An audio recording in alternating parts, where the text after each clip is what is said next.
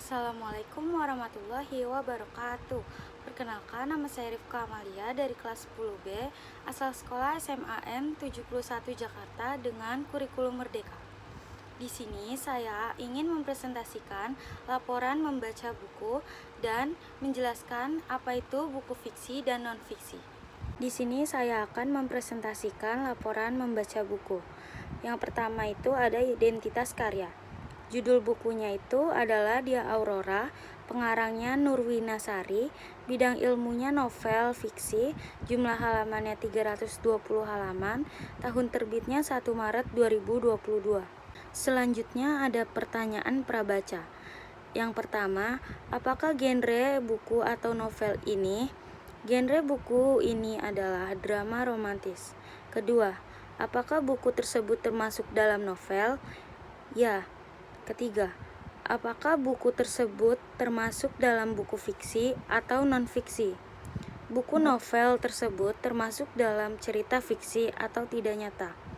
Keempat, apakah buku ini menceritakan kisah perjuangan cinta seseorang? Ya. Yang kelima, apakah buku ini dapat direkomendasi sebagai bahan bacaan? Ya. Buku ini direkomendasikan kepada kalangan remaja untuk membacanya pada waktu luang, karena dapat meringankan beban pikiran sejenak. Yang keenam, apakah buku ini cocok untuk dibaca semua umur? Menurut saya, buku ini kan menceritakan tentang perjuangan percintaan seseorang. Maka dari itu, buku atau novel ini cocoknya untuk kalangan remaja hingga dewasa. Selanjutnya yaitu ada pasca baca. Kisah ini menceritakan sebuah epilog yang mulai kembali, yang menyedihkan, yang menyakitkan, katanya. Biarlah hidup dalam kemarin saja, hari ini dan selanjutnya. Tugasmu untuk merangkul bahagia. Cerita ini ditulis sebagai persembahan untuk sebuah kehilangan, untuk sebuah luka yang parah, dan untuk air mata yang selalu saja datang, juga kepada ingatan yang rotasinya seakan membunuh sebuah kenyataan, bahwa apa yang hilang, apa yang memang sudah tidak ada, tidak akan pernah kita temui dengan wujud yang sama untuk kedua kalinya. Selanjutnya yaitu tafsiran. Aurora adalah siswa yang baru lulus masa SMA. Dia mahasiswa baru, namun saat di kuliahannya, dia mendengar nama yang sangat dia rindukan, yaitu angkasa. Aurora terkejut berpikiran bahwa angkasa itu mantan kekasih yang telah meninggal. Namun saat mendengar nama panjang dari mahasiswa lain bahwa namanya itu bukan Angkasa Naufal Merapi, Aurora langsung hilang harapan. Angkasa yang dia maksud itu ternyata mahasiswa yang sangat pintar, namun dia bukan maba. Angkasa atau Nula adalah cowok ganteng yang selalu terutip cap hitam. Namun Aurora melihat mata Nula itu seperti angkasa mantannya Aurora. Setelah sekian seringnya kegiatan antara angkasa Nula dengan Aurora, Nula mulai jatuh cinta dengan Aurora. Dia lalu mulai mendekati Aurora lebih dari teman. Lama-kelamaan, Aurora menyadari bahwa Nula itu mempunyai perasaan lebih terhadapnya. Lalu mereka jadian. Namun saat itu, Aurora belum mengetahui muka Nula yang tertutup kraf. Dengan tekad yang besar, akhirnya Aurora meminta Nula cerita kenapa dia selalu memakai kraf hitam tersebut. Nula mulai menceritai kenapa dia selalu memakai kraf. Dulu aku pernah kecelakaan antara bis dan pengendara motor. Namun sayangnya mata aku menjadi buta dan penumpang lainnya banyak yang cacat. Ada yang lebih mengenaskan daripada aku, yaitu pengemudi motor tersebut meninggal. Namun saat dia sebelum meninggal, dia ingin menawarkan matanya kepada aku. Aku menerimanya. Dia Angkasa Kamura, orang yang sangat kamu cintai. Dia juga meminta buat aku ngejagain kamu. Makanya kamu setiap melihat aku seperti kamu melihat angkasa, karena matanya dia ada di aku. Aurora sangat kaget mendengarnya. Saat wisuda, Aurora sudah tiba lalu muncul Atlas tanpa kraf. Aurora refleks berkata, "Kamu ganteng banget tanpa kraf." Nula tersenyum. Saat itu juga Nula mengajak Aurora untuk menikah, dan Aurora pun mau untuk menikah dengan Nula. Lalu di sini ada penilaian buku.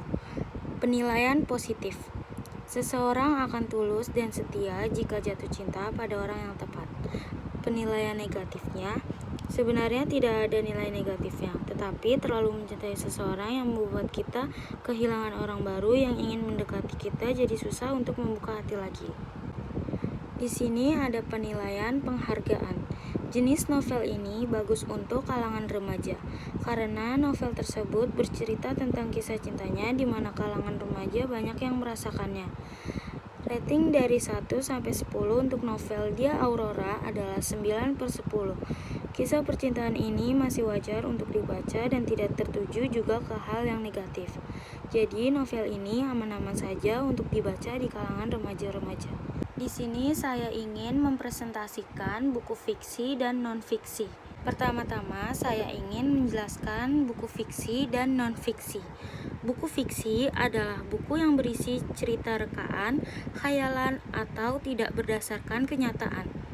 Dalam buku fiksi, ide ceritanya berasal dari khayalan atau imajinasi penulis. Buku fiksi menggunakan bahasa kiasan atau tidak bermakna sebenarnya atau konotatif. Selanjutnya, yaitu buku non-fiksi. Buku non-fiksi adalah karangan yang dibuat berdasarkan kejadian nyata atau disusun berdasarkan fakta. Contoh buku non-fiksi yang umumnya kita ketahui yakni esai, jurnal, karangan ilmiah, atau biografi. Buku non-fiksi bertujuan untuk memberikan informasi kepada pembaca. Ciri-ciri buku fiksi. Yang pertama, imajinatif. Salah satu ciri buku fiksi adalah sifatnya yang imajinatif. Yang kedua, kebenarannya relatif. Karena bersifat imajinatif, maka kebenaran tulisan fiksi itu relatif. Ketiga, bahasanya bersifat konotatif.